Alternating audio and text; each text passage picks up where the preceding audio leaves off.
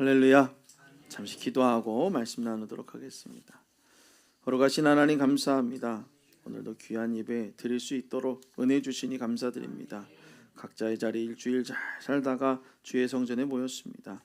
하나님, 주님께 온전히 예배드리게 하시고 주님께 온전히 예배드리는 때에 우리의 심령이 새로워지는 귀한 시간 되어지도록 은혜를 더하여 주옵소서. 감사드리며 예수님의 이름으로 기도드리옵나이다.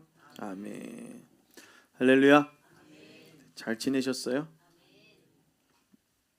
우리 홍소영 성도는 못 일어났나요?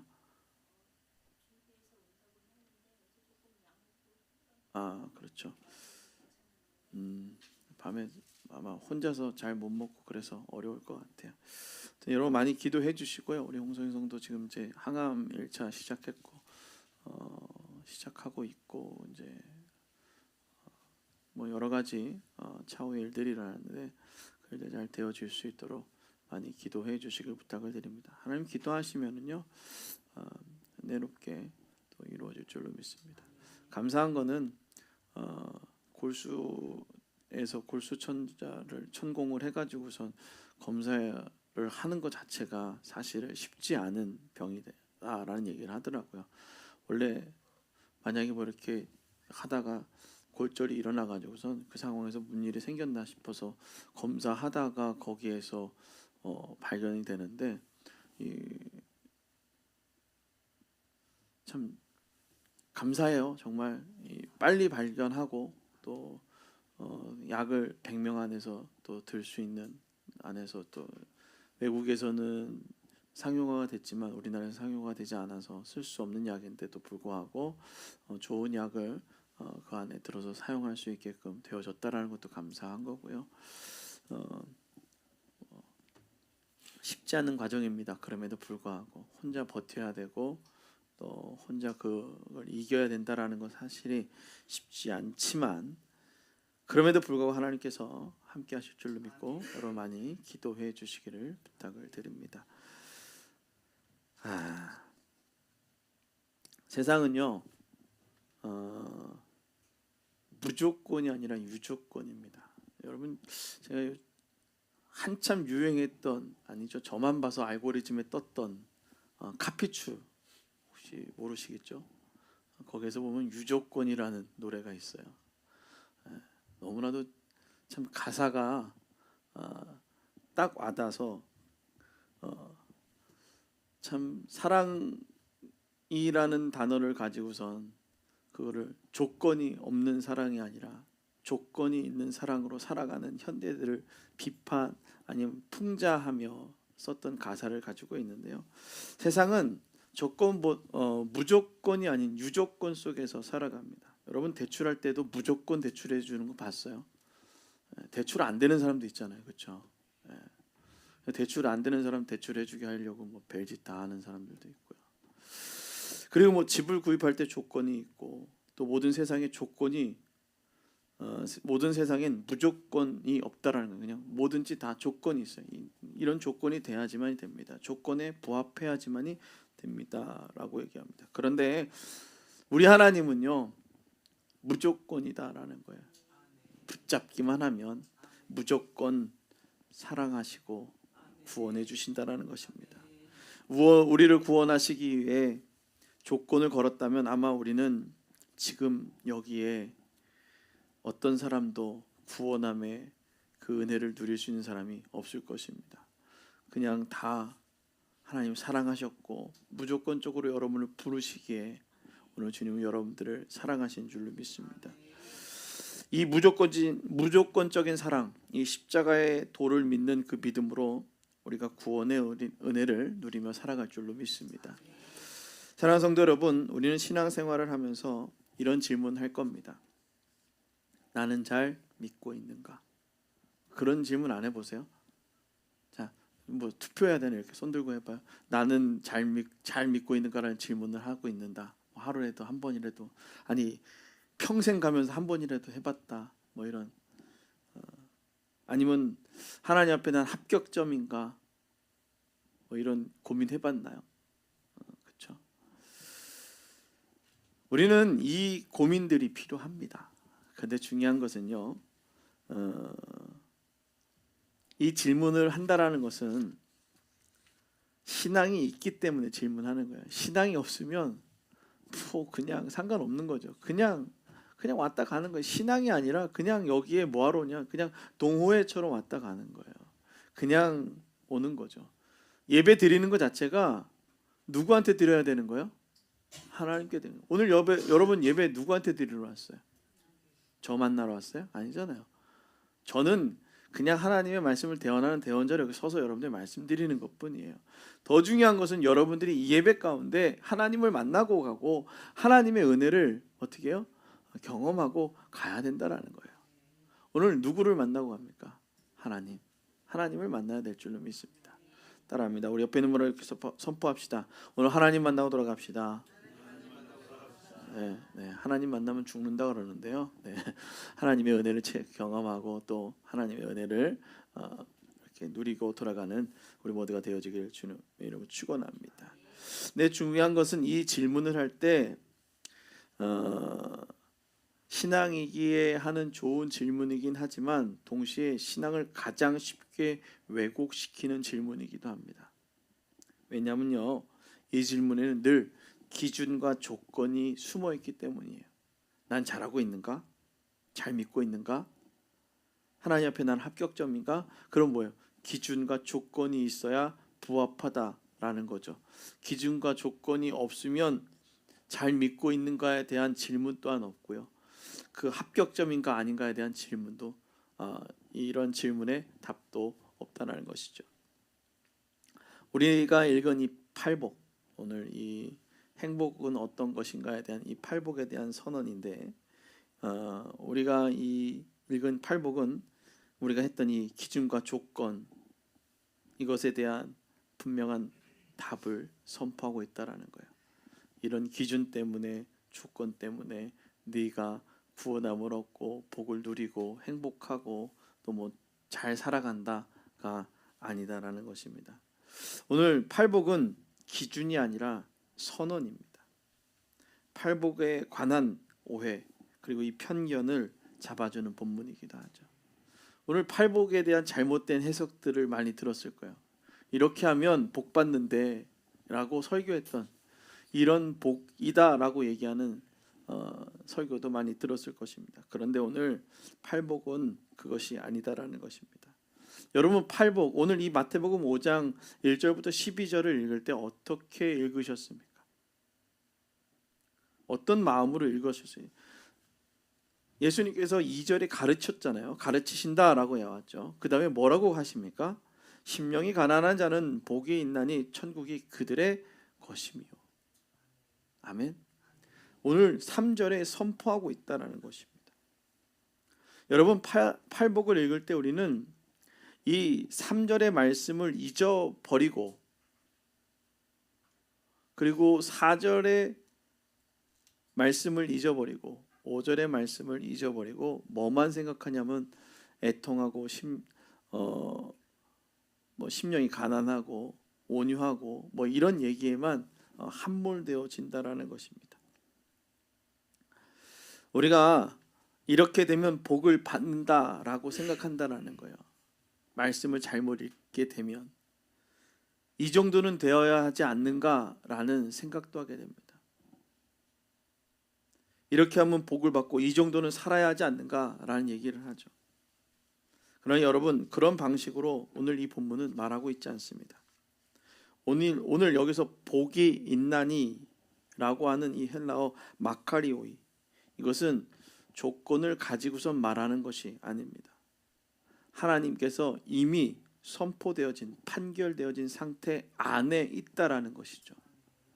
아직 들어오지 못했는데 들어와야 될 기준이 이거다라고 말하는 것이 아니에요. 이미 허락된 상태를 말씀하고 가시는 겁니다. 다시 말해 팔복은 이렇게 살아라는 명령이 아니라 너희는 이런 사람이다 라는 선언이에요. 선언적으로 말하고 계심을 믿고 오늘 기억해야 될 줄로 믿습니다. 오늘 두 번째로 이 말씀은 누구에게 두어졌는가라는 사실을 기억해야 됩니다. 오늘 1절 말씀이 가장 중요하죠. 예수께서 무리를 보시고 산에 올라가 앉으시고 제자들에게 나옵니다. 오늘 예수님은 무리를 향해 설교하지 않고 제자들을 향해서였습니다. 제자들을 향해 말씀하고 계십니다. 즉 팔복은 세상 사람들을 평가하는 말씀이 아니라 이미 부른 성도들에게 주시는 말씀의 명령입니다. 이미 함께하는 자들에게 주시는 설명이죠. 어떻게 살아가라. 하나님은 우리를 시험장에 세워놓고 점수를 매기시는 분이 아닙니다. 그런데 우리는 성경을 읽으면서 자꾸 점수를 매기시는 하나님인 것처럼 생각하게 됩니다. 이미 부르신 후 너는 누구인가를 설명하시는 거예요. 오늘 여러분 누구입니까? 하나님의 자녀이죠. 자녀가 되기 위해 뭔 조건이 있어요? 여러분의 부모의 자녀가 되기 위해 어떤 조건에 부합해서 태어났습니까? 아니죠. 그래서 오늘 너는 누구인가에 대한 분명한 설명을 하고 있어요. 신앙인으로 살아가는 너는 누구인가? 바로 이것을 알아야 할 것입니다. 너는 누구인가? 오늘 그래서 이 너는 누구인가는 신앙의 출발점을 말하고 있는 거예요. 신앙의 출발점. 오늘 이 신앙의 출발점에 그렇다면 이 신앙은 어디에서 출발해야 되는가라는 것이죠. 오늘 그래서 3절에 처음으로 얘기하고 있어요. 뭐라고요? 심령이 가난하라. 오늘 여기서 심령이 가난하다라는 것은 완전히 무너진 상태입니다. 내가 할 수 없는 상태, 무너진 상태를 심령이 가난하다라고 얘기합니다. 조금 부족한 것이 아니라 의지할 것이 전혀 없는 상태, 전혀 없는 그 사람의 상태들을 말하고 있습니다. 우리가 의지할 것이 전혀 없을 때의 마음을 한번 생각해 보십시오. 조금 부족한 것이 아니라 의지할 것이 전혀 없다라는 것입니다. 이 말씀이 왜 팔복의 첫 문장으로 등장했을까? 신앙은 잘할 수 있다는 자격에서 시작되지 않기 때문이다라는 것입니다. 잘 생각해 보세요. 잘할 수 있을 것 같다. 잘한다. 잘할 거야가 아니에요. 나는 할 수 없다 해서 시작되는 거예요. 그러니까 어떻게 해요? 하나님 앞에 나아가는 거죠. 그래서 나는 할 수 없다 해서 하는 시작되는 거죠. 그래서 하나님께 어떻게 하는 거예요? 맡긴다라는 것입니다. 따라하면 나는 할 수 없기에 하나님께 맡기는다. 아멘. 정말 병 고치는 사람들 중에서 이제 치유받았다라고 하는 사람들 중에서 얘기를 많이 들어보면요, 어떤 얘기가 많이 나오냐면요, 정말 세상에서 이 방법 저 방법 다 쓰다가 누구한테 맡긴다고요? 하나님 앞에 맡기는 거예요. 심령이 가난할 대로 가난해져 가지고선 내가 할 수 없으니 누구에게 맡긴다고요? 하나님께요. 이제 하나님을 믿기 시작하는 순간, 그 심령이 가난하게 되어진 그 순간 나는 벌써 이제 하나님의 복을 누리게 된 사람이다라는 것이죠. 오늘 하나님께 맡기며 살아갈 때 우리는 애통하는 마음이 생기게 되어질 것입니다. 그것이 바로 신앙이 깊어질 때 나타나는 반응이에요. 여러분 혹시 애통하는 마음이 들어집니까? 아니, 심령이 가난한 마음이 생기십니까? 심령이 가난해서 여러분들의 신앙의 출발이 시작되어지고 신앙이 깊어져서 하나님 앞에 애통하는 마음으로 움직이며 살아가는 것입니다. 오늘 애통하는 자는 복이 있나니, 이 애통은 인생이 힘들어서 흘리는 눈물이 아니라 하나님 앞에서 자기 자신을 속이지 못하게 되었을 때 흘리는 눈물입니다. 나는 전혀 하나님 앞에 아무것도 내세울 수 없는 존재이고 하나님 앞에 내가 무엇을 해도 나는 드러낼 수 있는 것이 아무것도 없는 존재이기 때문에 흘리는 눈물이시죠. 신앙이 깊어질수록 사람은 더 당당해지지 않습니다. 더 낮아지고 더 엎드리게 되어지는 것입니다. 여러분 하나님 앞에 당당하십니까? 아니요. 당당할 수 없을 것입니다. 여러분의 신앙이 깊어진다면, 아니 여러분이 하나님을 만나셨다면 하나님 앞에 그렇게 나아갈 수 없다는 것입니다.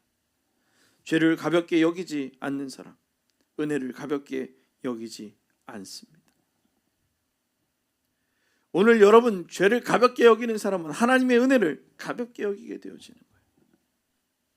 그래서 오늘 우리는 하나님 앞에 온전히 항복하며 하나님의 무조건적인 사랑을 기억하며 나아갈 줄 믿습니다.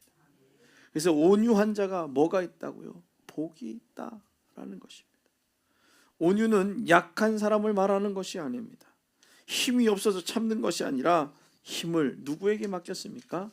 하나님께 맡기는 것입니다. 따라합니다. 힘을 하나님께 맡겨라. 아멘. 이것은 기독교 신앙의 역설적인 역설이죠. 어떻게 세상 사람들이, 하나님을 믿지 않는 사람들이 우리 하나님께 맡기고 기도합시다 라고 얘기하고, 우리도 많이 얘기하죠. 하나님께 맡기며 기도합니다. 여러분, 참 세상 사람들이 봤을 때는 뭐라고 합니까? 참 얼마나 사람이 모질하면 그걸 자기가 책임 안 지고 그렇게 맡기려고 이런 얘기 한다고요. 여러분의 인생을 여러분 스스로가 다 책임져 줄 수 있습니까? 완벽해요? 완벽할 수 없는 존재입니다. 그러기에 하나님을 하나님께 맡기는 거예요. 세상은 이렇게 얘기하죠. 세상은 쥐는 자가 이긴다. 그렇죠. 세상은 많이 가져야 된다라고 얘기합니다. 그런데 성경은요, 많이 가지려고 하는 것이 아니라 어떻게 하라고요? 맡기는 것이다. 하나님께 맡기며 나아가는 거예요. 내가 아무리 쥐려고 해도, 세상은 많이 쥐고 움켜쥐고 내가 뭔가 하려고 하면 다 된다라고 얘기를 하는데, 맡겨라 라는 얘기를 하는 것입니다. 그래서 오늘 우리의 신앙을 하나님께 온전히 맡기는 것, 그것이 우리에게 필요하다는 것입니다. 이 맡기는 것은 신앙의 방향을 결정하는 것이에요. 그래서 맡기는 사람은 의에 줄이고 목이 마르니 라고 얘기하는 거예요. 내가 찾고 내가 찾는 것이 아니라, 내가 공급하려고 하는 것이 아니라, 하나님, 내가 의에 줄이고 목이 마르니 주여 공급하여 주시기를 믿습니다. 공급하여 줄 줄로 믿습니다라고 고백하는 거죠. 여기서는 말하는 의는 도덕적으로 완벽한 상태를 말하는 것이 아니에요. 우리가 예수 믿으라고 하면 그런 얘기하죠. 난 도덕적으로 완벽하지 않기 때문에 예수 믿기가 쉽지 않습니다. 안 믿으려고 하죠. 누가 제일 좋아하는 상태예요? 사단이 제일 좋아하는 상태예요.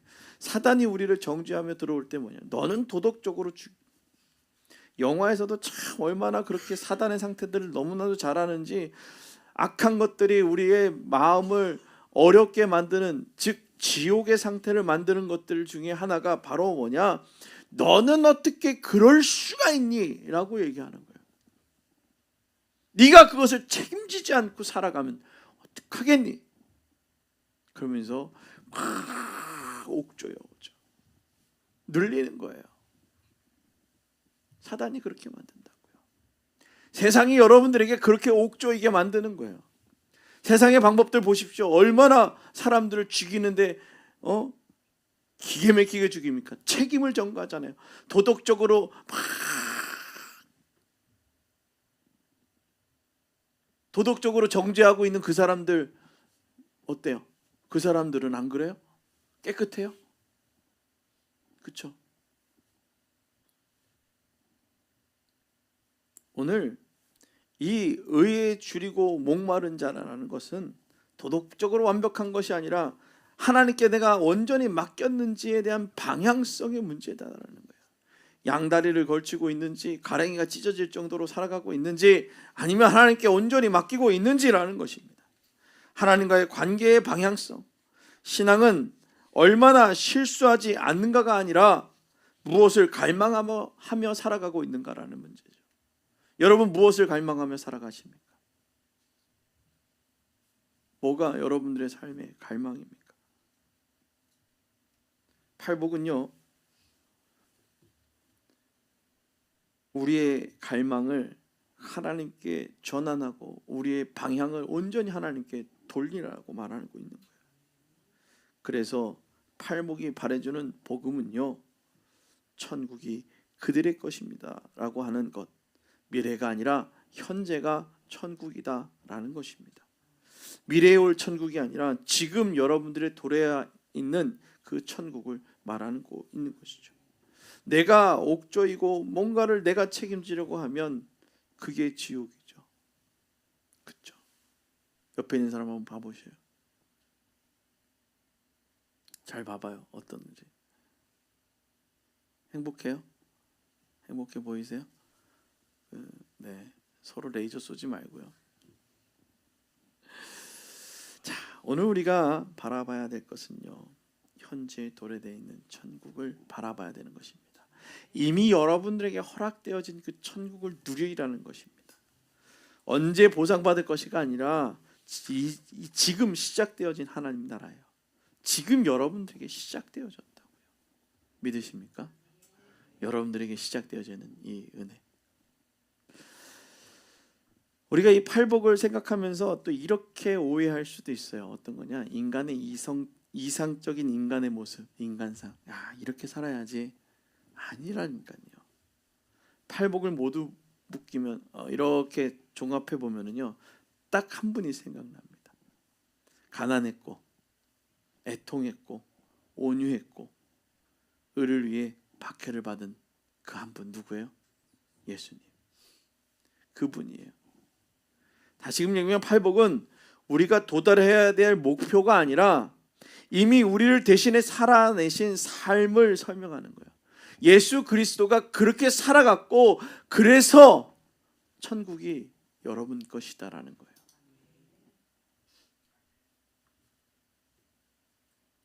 그래서 팔복은 부담이 아니라 위로인 겁니다. 따라합니다. 팔복은 부담이 아니라 위로다. 아멘. 오늘 그렇다면 설교를 맺으며 다시 한번 질문해야 합니다. 이제 질문을 바꾸며 하는 거예요. 어떻게 하느냐? 나는 이만큼 살고 있는가가 아니라 나는 지금 누구를 의지하며 살고 있는가라는 거예요. 나한테 이렇게 딱 가슴에 손을 얹고 나는 지금 누구를 의지하고 살고 있는가? 어떻게 해요? 가슴에서 누구라고 얘기해요? 나는 누구를 의지하고 살고 있는가? 물어봐요. 누구라고 얘기해요? 이 가슴에서. 네, 누구라고 얘기해요? 나를 의지하고 살고 계십니까? 아니면 하나님을 의지하고 살고 계십니까? 그래요. 신앙은요, 자기 증명이 아니라 의존의 문제입니다. 내가 이만큼 하고 있어가 아니라 내가 이만큼 의지하고 방향을 하나님께 돌리고 있다라고 얘기하는 거예요. 오늘 이번 주 한 주간을 살아가면서 우리는 이렇게 기억하며 살길 바랍니다. 복음은 조건이 아니라 하나님 나라의 현현이다. 하나님 나라의 현실이다. 그래서 우리는 복을 얻기 위해 애쓰는 사람이 아니라 이미 복 안에 부름받은 사람들이다. 아멘. 옆에 있는 분하고 이미 복 안에 부름받은 사람입니다. 아멘. 오늘 이 사실을 믿고 살아가기를 주님을 축원합니다. 우리 시간 찬양하고 기도할 텐데요. 내가 주인 삼은 찬양인데요. 여러분 삶에 주인이 참 많이 있어요. 그렇잖아요. 내가 내 삶을 어떻게든 책임져 보려고 하고 내게 주어진 상황들에서 뭔가 해보려고 하는 그 모습들, 참 그런 것들이 없습니까? 젊었을 때 저의 삶을 보면 그런 것들이 참 많았던 것 같아요. 뭔가 해보려고 발버둥 쳐도 되어지지 않고, 그렇다고 해서 늘 들었던 얘기들은 네가 어떻게 그래도 열심히 책임져야 되지 않겠냐라는 얘기들을 많이 듣고 자랐던 것 같습니다. 그러나 그리스도인이 되어지고 예수 그리스도를 만나며 이 교회의 주인이 하나님이시고 내 삶의 주권자가 하나님이시며 그 하나님이 도우심으로 말미암아 내가 천국의 삶을 살아감을 믿을 때에 우리의 삶이 평안해질 줄로 믿습니다. 오늘 주님 앞에 내 모든 것을 내려놓겠습니다. 삶의 거친 풍랑도 깊은 바다처럼 우리의 삶을 잠잠하게 잠잠하게 만들어 주실 줄로 믿습니다. 오늘 이렇게 고백